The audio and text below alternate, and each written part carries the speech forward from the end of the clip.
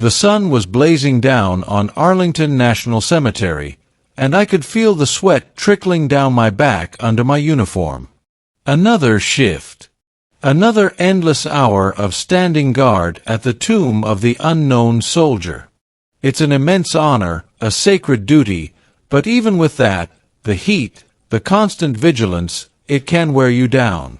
You learn to clear your mind, to focus only on the rhythm of your steps, the precision of your turns, the silence you maintain. That day, the crowd was bigger than usual, a mix of families, veterans, and international tourists.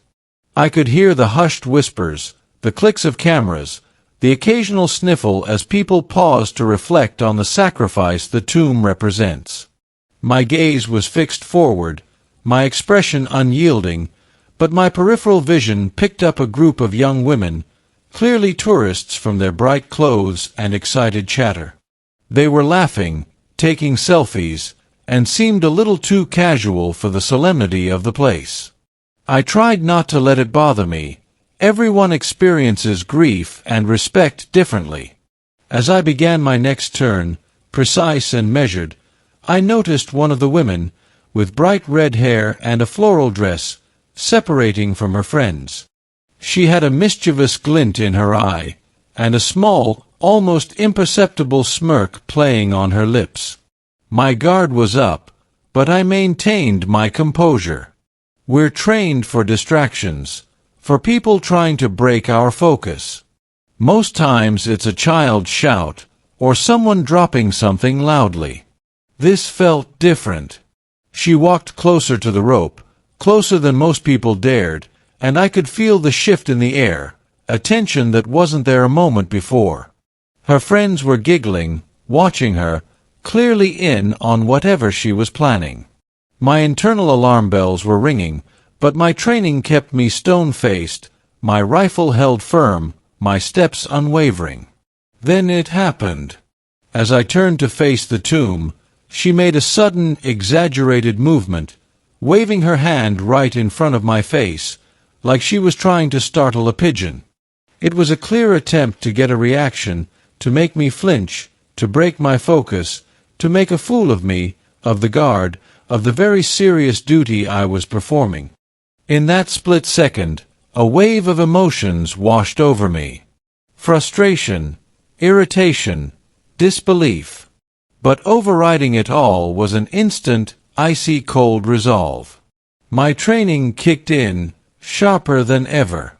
I didn't flinch. I didn't blink. My eyes remained locked forward, my breathing even. My steps continued, perfectly in sync with the cadence. She might as well have been a ghost in the wind for all the reaction she got from me. I could hear her friends' giggles die down, replaced by a stunned silence. I continued my walk, performing my duty, and as I turned again, I saw her. The smirk was gone. The mischievous glint had vanished. Her face was pale, and her eyes were wide with something I could only describe as dawning horror.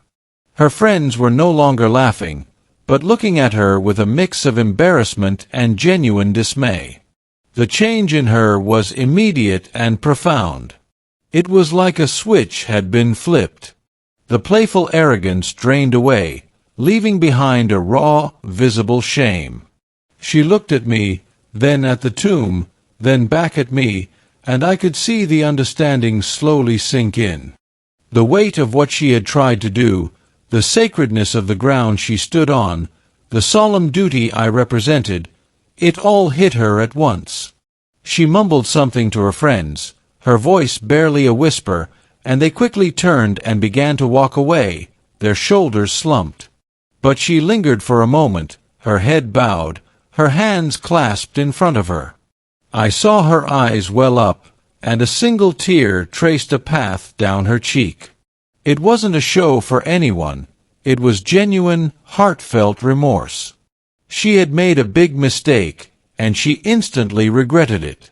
As she finally turned and hurried to catch up with her friends, I allowed myself a brief, internal sigh. It's not about being unapproachable or scary. It's about respect. It's about honor. It's about protecting the memory of those who gave everything.